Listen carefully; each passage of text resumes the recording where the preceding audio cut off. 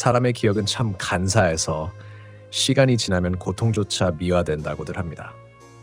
하지만 제게 그해 여름 지리산 뱀사골에서의 기억은 시간이 흐를수록 더 선명해지는 흉터 같습니다. 눈을 감으면 지금도 발끝에 닿던 계곡물의 그 비정상적인 차가움과 숲의 어둠 속에서 나를 꿰뚫어 보던 그 눈빛이 느껴져 등줄기가 오싹해지곤 합니다. 그때 저는 24, 혈기왕성하다 못해 무모했던 휴학생이었고 세상에 무서운 것 따위는 없다고 믿던 오만한 청년이었습니다. 사건의 시작은 사소했습니다. 대학 동기였던 민석이와 성우 그리고 저까지 셋이서 떠난 급작스러운 캠핑이 화근이었죠. 우리는 남들이 다 가는 유명한 캠프장 대신 조금 더 깊고 은밀한 곳을 원했습니다. 진짜 지리산을 느끼려면 사람 손 안 탄 곳으로 가야지. 민석이의 그 말 한마디에 우리는 입산 통제구역의 경계 근처 뱀사골 깊숙한 어느 이름 모를 계곡가에 자리를 잡았습니다. 오후 4시 무렵의 뱀사골은 기이할 정도로 고요했습니다. 보통 산이라면 들려야 할 산새 소리나 매매 소리조차 들리지 않았고 오직 바위 사이를 타고 흐르는 물소리만이 콱 거리는 소음이 되어 고막을 때렸습니다. 텐트를 치던 성우가 갑자기 손을 멈추고 주위를 두리번거렸습니다. 야, 너네 못 느꼈냐? 아까부터 누가 계속 쳐다보는 것 같은데. 우리는 코방귀를 뀌었습니다. 야, 이 깊은 산 속에 누가 있겠냐? 고란이나 멧돼지겠지. 겁먹지 마라. 저는 그렇게 대꾸하며 텐트 말뚝을 박았습니다. 하지만 사실 저도 조금 전부터 묘한 위질감을 느끼고 있었습니다. 눅눅한 흙냄새 사이로 스며나오는 마치 오래된 무덤을 파헤쳤을 때 날법한 퀴퀴하고 비린 냄새. 그리고 분명히 햇볕이 내리쬐고 있음에도 불구하고 피부에 닿는 공기는 마치 얼음장처럼 차가웠습니다. 짐을 정리한 뒤 우리는 계곡물에 발을 담갔습니다. 그런데 물속에 발을 넣는 순간 저는 소스라치게 놀라 발을 뺐습니다. 물이 차가운 수준을 넘어 마치 누군가 내 발목을 얼음 송곳으로 찌르는 듯한 통증이 느껴졌기 때문입니다. 그리고 그 맑은 물줄기 아래로 아주 잠깐이었지만 사람의 머리카락 같은 검은 실타래들이 엉켜 흐르는 것을 보았습니다. 장난치지 마, 진짜. 성우가 짜증 섞인 목소리로 말했습니다. 그는 자신의 발등 위로 지나가는 낙엽을 보고 놀란 것이라며 자위했지만 그의 눈동자는 떨리고 있었습니다.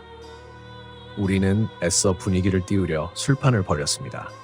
삼겹살을 굽고 소주잔을 비우며 우리가 마주한 이 기묘한 위압감을 도시 촌놈들의 기분 탓으로 치부해버렸습니다. 해가 지기 시작하자 뱀사골의 공기는 순식간에 돌변했습니다. 산의 어둠은 도시의 밤과는 다릅니다. 그것은 단순히 빛이 없는 상태가 아니라 거대한 검은 짐승이 입을 벌리고 우리를 삼키는 듯한 물리적인 압박감이었습니다. 불을 피웠지만 불꽃은 힘없이 일렁였고 주변의 어둠을 밀어내지 못했습니다. 오히려 그 불빛 때문에 텐트 너머의 나무들이 기괴한 형상으로 일렁이며 우리를 조여오는 것 같았습니다. 그때였습니다. 텐트 뒤편 빽빽한 수풀 사이에서 부스럭하는 소리가 들렸습니다. 짐승의 발소리라기엔 너무 규칙적이고 사람의 발걸음이라기엔 너무 가벼운 소리. 저는 술기운을 빌려 소리쳤습니다. 누구야? 거기 누구 있어? 대답은 없었습니다. 대신 숲 안쪽에서 하는 아주 낮은 웃음소리가 들려왔습니다.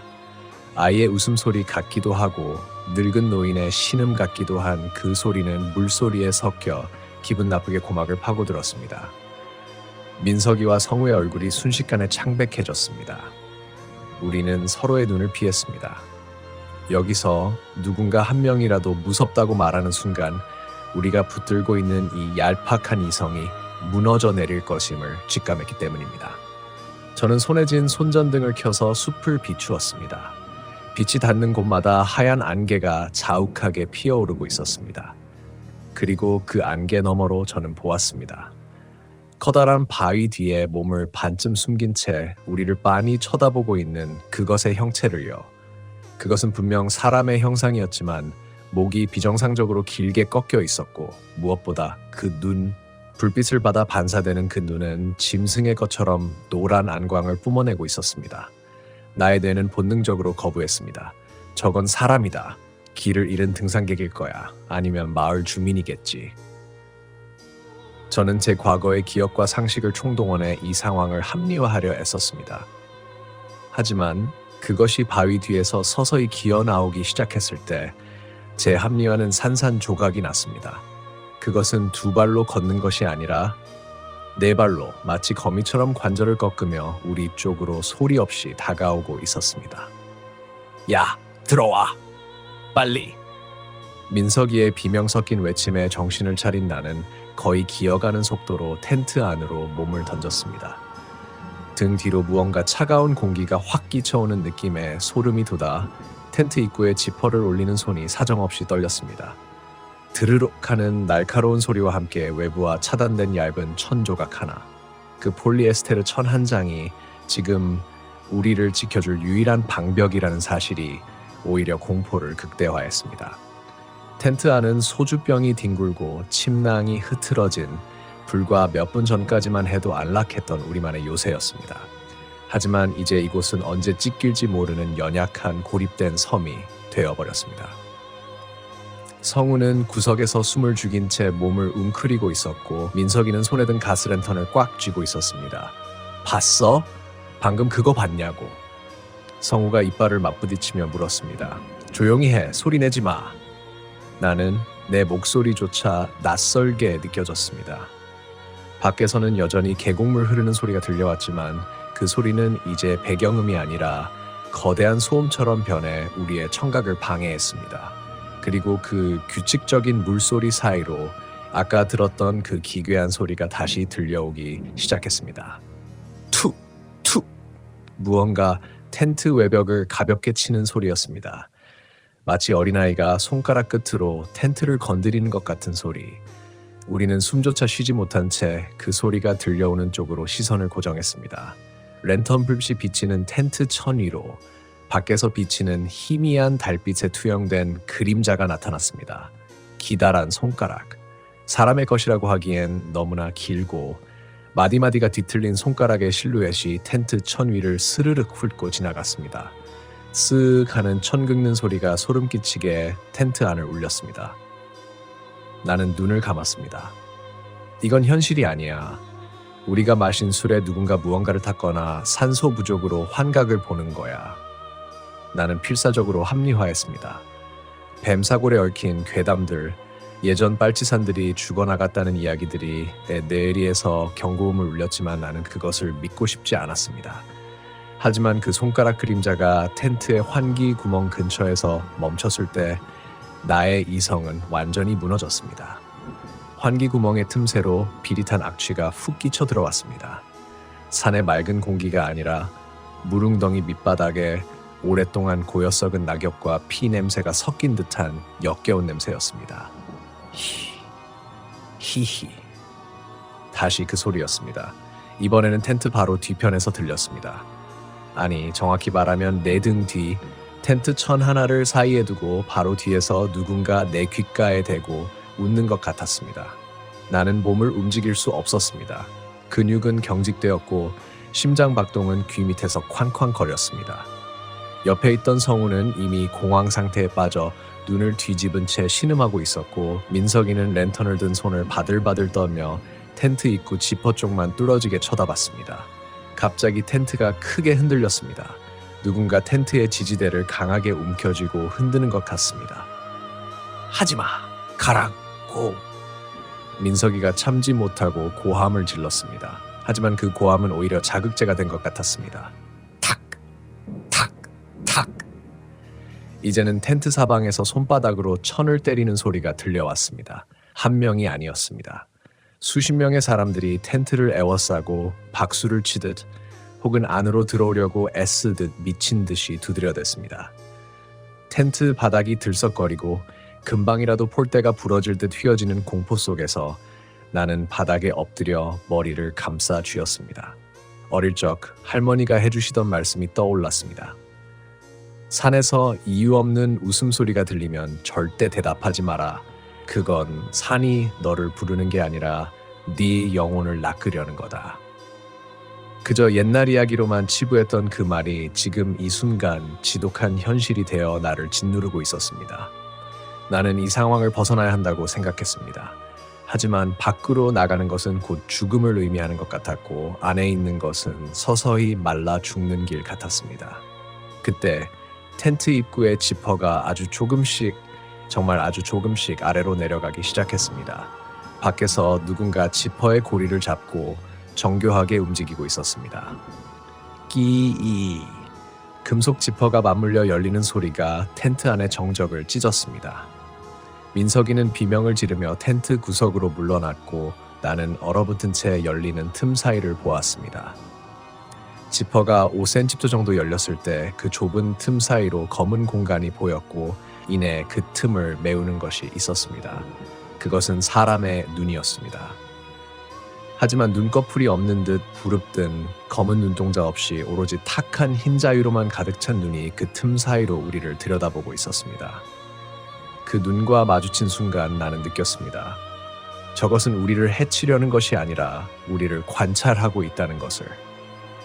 마치 실험실의 쥐를 보듯 우리가 공포에 질려 무너지는 과정을 즐기고 있다는 사실을 말입니다. 나는 소리조차 나오지 않는 목구멍을 쥐어짜며 뒤로 물러났습니다. 하지만 물러날 곳은 없었습니다. 텐트 벽면은 이미 밖에서 밀어붙이는 무언가들의 압력으로 인해 안쪽으로 불룩하게 튀어나와 있었습니다. 제발 그만해. 내가 할 수 있는 건 그저 비굴하게 비는 것뿐이었습니다. 내가 그동안 쌓아온 상식, 대학생이라는 지성, 현대사회의 합리성은 이 뱀사골의 깊은 어둠 속에서 아무런 힘도 쓰지 못했습니다.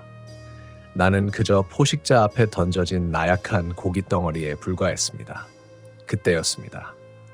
텐트를 미친 듯이 두드리던 소리가 뚝 끊겼습니다. 그리고 뱀사골 전체가 죽은 듯이 고요해졌습니다. 계곡물 소리조차 들리지 않는 진공 상태와 같은 기묘한 정적이 흘렀습니다. 지퍼 틈새로 우리를 보던 그 눈도 사라졌습니다. 끝난 건가? 나는 떨리는 숨을 내뱉으며 고개를 들었습니다. 하지만 민석이의 표정을 본 순간 나는 더 큰 공포를 직면했습니다.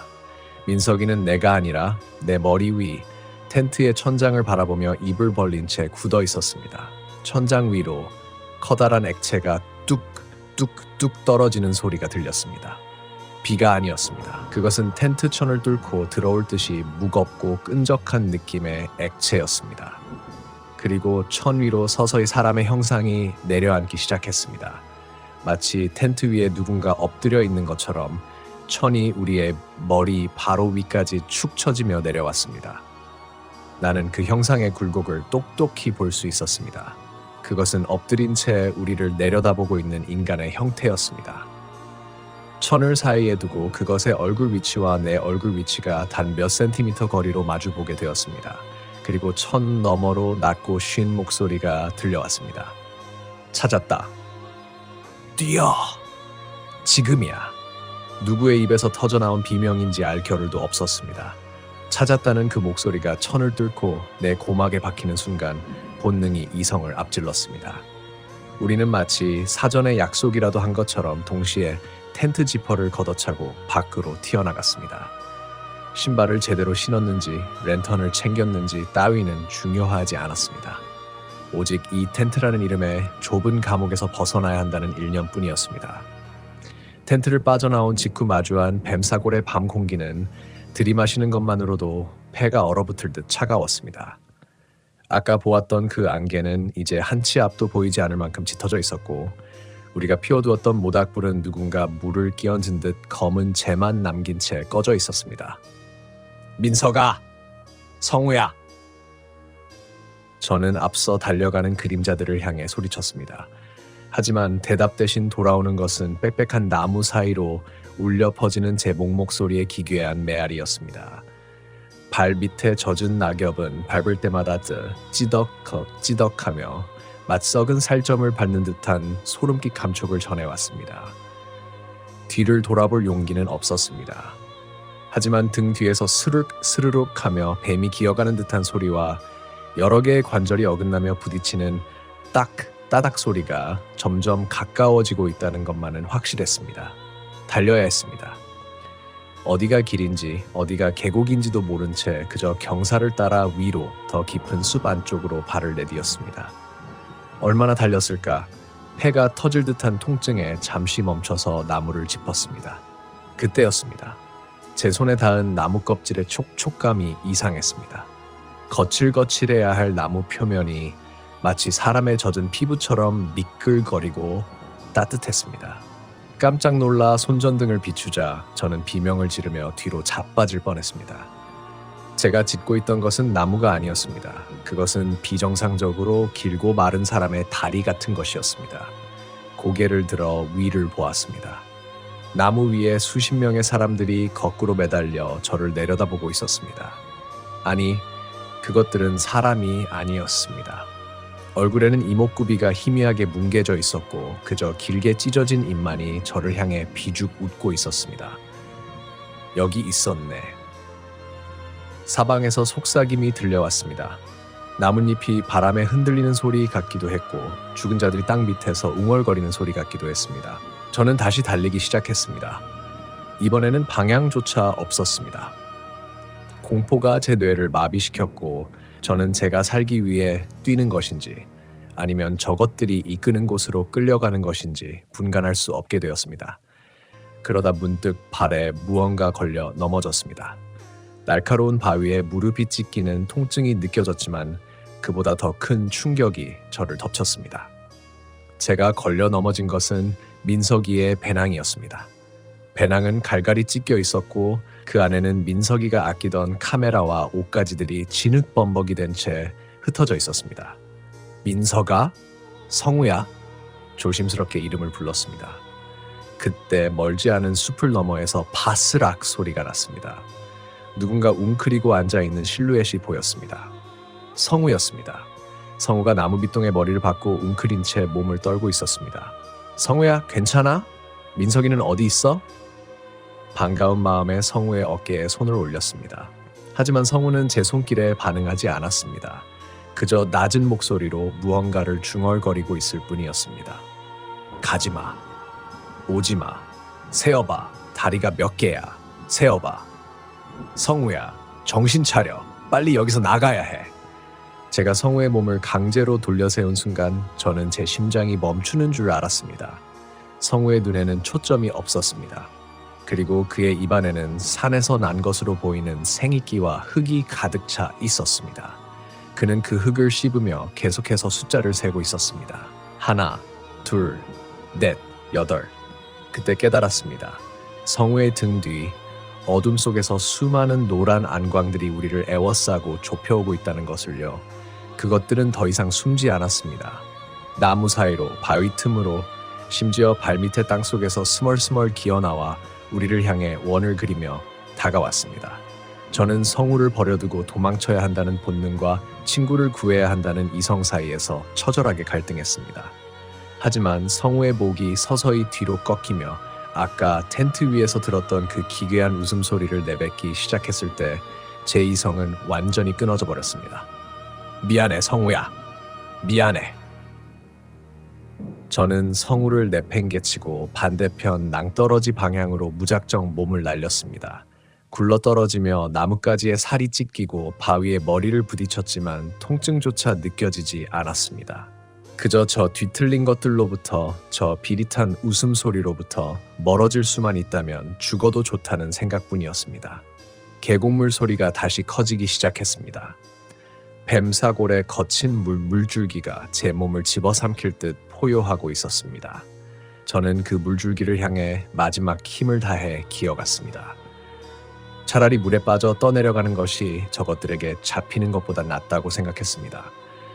물가에 도달해 강물에 손을 뻗는 순간 물속에서 하얀 손 하나가 쑥 튀어나와 제 손목을 낚아챘습니다. 그것은 차가운 얼음 덩어리 같았습니다. 저는 비명을 지르며 손을 빼려 했지만 그 손의 힘은 상상을 초월했습니다. 물밑을 내려다본 저는 그만 정신을 잃을 뻔했습니다. 물속에는 수많은 얼굴들이 빽빽하게 차 있었습니다. 그들은 모두 입을 벌린 채 저를 향해 손을 뻗고 있었습니다. 그리고 그 수많은 얼굴들 사이에서 저는 낯익은 얼굴 하나를 발견했습니다. 조금 전까지 제 옆에 있었던 민석이의 얼굴이었습니다. 물속에서 나를 끌어당기는 민석이의 얼굴은 내가 알던 친구의 모습이 아니었습니다. 피부는 이미 물에 터진 듯 흐물거렸고 눈동자가 있어야 할 자리엔 그저 검은 구멍만이 뚫려 있었습니다. 그 구멍 속에서 차가운 계곡물이 끊임없이 쏟아져 나왔습니다. 살려줘. 뜨거워.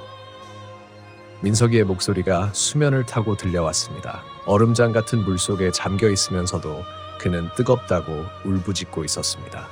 나는 미친 듯이 발버둥 쳤습니다. 이건 가짜야!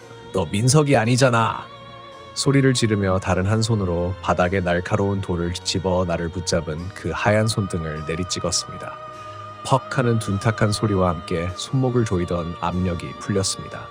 그 틈을 타 나는 뒤도 돌아보지 않고 계곡 반대편 비탈로 기어 올랐습니다. 얼마나 올랐을까? 다리의 감각이 사라지고 배에서는 비릿한 피 냄새가 올라올 때쯤 저 멀리서 희미한 불빛 하나가 보였습니다. 손전등도 그 괴물들의 안광도 아닌 따스하고 노란 등불이었습니다. 나는 그것이 지옥의 입구일지도 모른다는 의심조차 할 여력이 없었습니다. 그저 저 빛 근처로 가면 이 어둠에서 벗어날 수 있을 거라는 맹목적인 희망으로 몸을 던졌습니다. 그곳은 작은 암자였습니다. 지도에도 표시되지 않았을 법한 이끼 낀 돌담으로 둘러싸인 아주 낡은 건물 하나. 마당 한가운데엔 늙은 스님 한 분이 가만히 서서 산 아래를 내려다보고 있었습니다. 스님, 살려주세요. 제 친구들이. 뒤에 뭐가 따라와요. 나는 스님의 바지가랑이를 붙잡고 오열했습니다. 하지만 스님은 나를 내다보지도 않은 채 나지막이 연부를 읊조릴 뿐이었습니다. 보지 말아야 할 것을 보았고 들어가지 말아야 할 곳에 발을 들였구나. 뱀사골의 뱀은 짐승이 아니라 억울하게 죽어 땅이 되지 못한 혼령들의 원한이다. 스님의 목소리가 들리는 순간 기이하게도 나를 쫓던 그 수많은 소음이 일순간에 사라졌습니다. 딱 따닥거리던 뼈 부딪히는 소리도 기분 나쁜 웃음소리도 안개처럼 흩어졌습니다. 나는 암자 바닥에 쓰러져 정신없이 숨을 몰아쉬었습니다. 내일 아침 해가 뜨면 뒤도 돌아보지 말고 산을 내려가거라. 네 친구들은 이미 이 산의 일부가 되었다. 찾으려 하지 마라. 이름을 부르지도 마라. 네가 그들의 이름을 부르는 순간 너 역시 이 산의 뿌리가 될 것이다. 나는 그날 밤 암자의 차가운 콩마루에서 뜬 눈으로 밤을 지새웠습니다. 숲속 어딘가에서 재현아, 나 여기 있어. 너무 추워.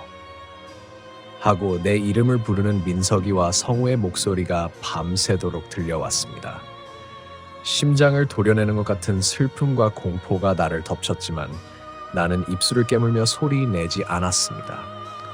내가 대답하는 순간 그 목소리는 더 이상 친구의 것이 아니게 될 것임을 직감했기 때문입니다. 동이 트자마자 나는 산을 내려왔습니다. 내려오는 길에 우리가 머물렀던 텐트 자리를 지나쳤지만 그곳에는 아무것도 없었습니다.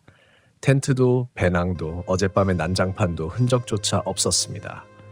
오직 그곳엔 검게 타버린 흙바닥과 누군가 손톱으로 파헤친 듯한 깊은 구덩이 2개만이 덩그러니 놓여 있었습니다. 마을 내려와 경찰에 신고했지만 수색 결과는 허무했습니다. 민석이와 성우의 흔적은 그 어디에서도 발견되지 않았습니다. 경찰은 실족사나 야생동물에 의한 사고를 의심했지만 시신조차 찾지 못한 채 수사는 종결되었습니다. 유가족들은 나를 원망하며 울부짖었지만 나는 아무 말도 할 수 없었습니다. 내가 본 것을 말한다 해도 누구도 믿지 않을 테니까요. 그로부터 10년이 흘렀습니다. 저는 이제 평범한 직장인이 되어 살아가고 있습니다. 하지만 저는 여전히 비가 오는 날이면 창문을 열지 못합니다. 빗소리 사이로 찾았다던 그 쉰 목소리가 섞여 들리는 것 같아서요. 그리고 가끔 거울을 볼 때마다 쏘스라치게 놀라곤 합니다. 내 눈동자 뒤편에서 아주 가끔씩 노란 안광이 스치듯 비치는 것을 보기 때문입니다. 뱀사골에서 살아 돌아온 것은 저 혼자가 아닐지도 모릅니다. 제 안에 무언가가, 그날 그 산에서 가져온 무언가가 아직도 제 영혼 한구석에 괴리를 틀고 앉아 제가 다시 그 산으로 돌아가기를 기다리고 있는 것만 같습니다. 혹시 여러분도 이번 여름 지리산으로 떠날 계획이 있으신가요? 만약 깊은 계곡에서 누군가 여러분의 이름을 부른다면 혹은 이유 없는 웃음소리가 들린다면 제발 부탁입니다. 절대 뒤를 돌아보지 마세요. 그리고 그들이 내미는 손을 잡지 마십시오. 한번 산의 것이 된 것은 영원히 산에서 벗어날 수 없으니까요.